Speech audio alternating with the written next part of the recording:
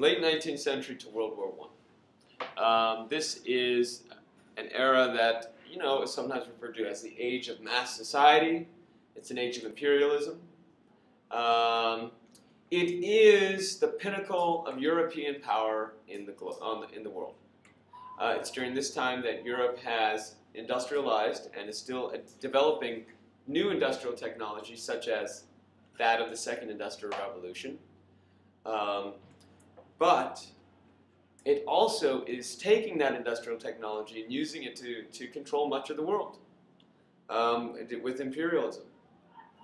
And of course, it's during this time that also we have the introduction of mass society, so large mass organization and popular participation in government, democracy in Western parts of the world, in Western Europe, and our mass society in terms of entertainment and leisure.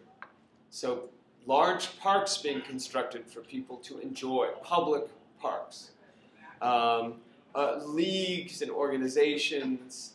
And so we can trace, for example, in America, the National League in Baseball comes from this era, the 1880s and 1890s.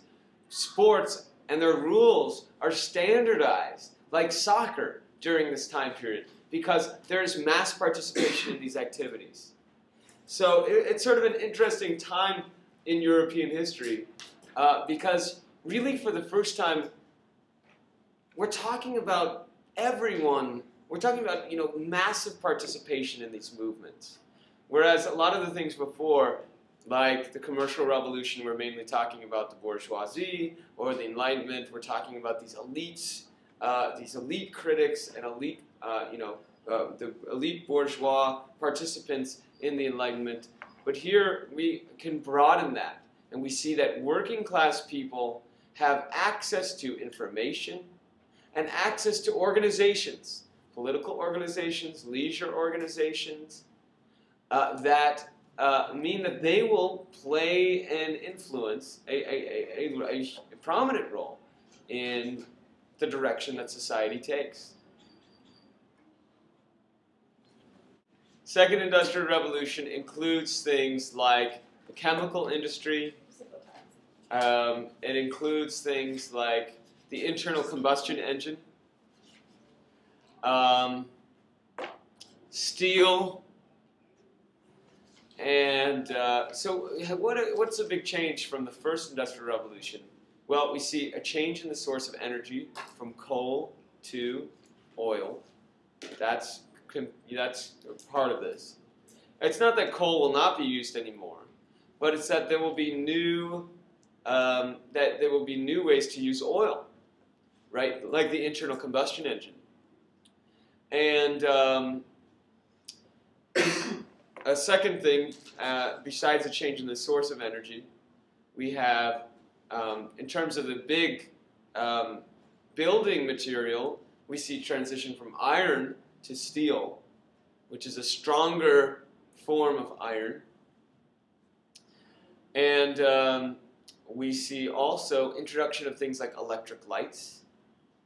And electrification happens with the Second Industrial Revolution, right? And so electrification means electric lights, it means electric streetcars that won't be polluting the streets. It means you can put a train underground, the first subways in the late 19th century, because it's not going to be emitting that steam, that smoke from burning coal. And so electrification will mean actually cleaner cities, as you'll be able to reduce the need for so much coal to be burned within the cities. You can have power plants that electrify the city, and therefore it will be cleaner. And so it's interesting how I think you can say for the average person that the second half of the 19th century it's good. It's an advancement, right? You see mass education. Electrification means safer cities and cleaner cities. You see renovations of cities with parks and other things constructed. And of course, you have access to mass political organizations. And so it's an exciting time. And I think of any time that we've studied, I think this late 19th century up to World War I sets a model for what modern society is like. It will be during this time that we have the birth of modern art, right? These modern thought, like modern art, like these artists that are not depicting things as realistically, but instead trying to pull out shapes or trying to pull out colors in coloring or lighting interaction with subjects, or trying to break down a figure into some base shape or something. We see the introduction of modern thought in the ideas of Darwin, Freud, which are questioning how rational human beings are, and then of course in art, or in philosophy with Nietzsche, in art with the writers, in the thoughts of people like Emile Zola, who is a naturalist, who basically describes the life and the psychological experience of people, of the subjects, of the poor working class, of the people that live these lives of horrible conditions and distraught relationships. Henrik Ibsen, a playwright, who likewise is studying sort of the torturous existence of sorrowful people or sad people, and sort of the thoughts that they have. So it's a very exciting time. Let's talk about Britain then. I mean, mass politics are basically these mass political organizations in which you'll have large numbers of people involved with some objective. So examples of mass politics will be things like, as we just discussed, feminism. Large numbers of women joining groups to try to campaign for something. Example of mass politics. Unions, unionism. Large numbers of people joining these unions demanding changes, campaigning for laws to be passed. That's an example of mass politics. Political parties that are appealing to the masses. Political parties with campaigns that reach out to get support. Political parties that host gatherings with speeches and things like that to convince people to vote for them. That's an example of mass politics. So the liberals and the conservatives in Britain, the social democrats in Germany.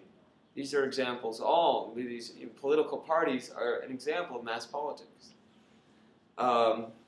So one of the interesting things too that a connection I like to make is the role that mass thought, mass publication of ideas has in encouraging imperialism. There's a sense of nationalism that exists in Europe, but many people support imperialism. They think that it's really exciting for their country to have overseas colonies, and that it's really useful, it's creating a strong empire. And so this imperialism is spurred by mass support. And often what we see is that leaders find it really convenient to campaign on and to boast about their imperial exploits, because it appeals to the nationalism of the population.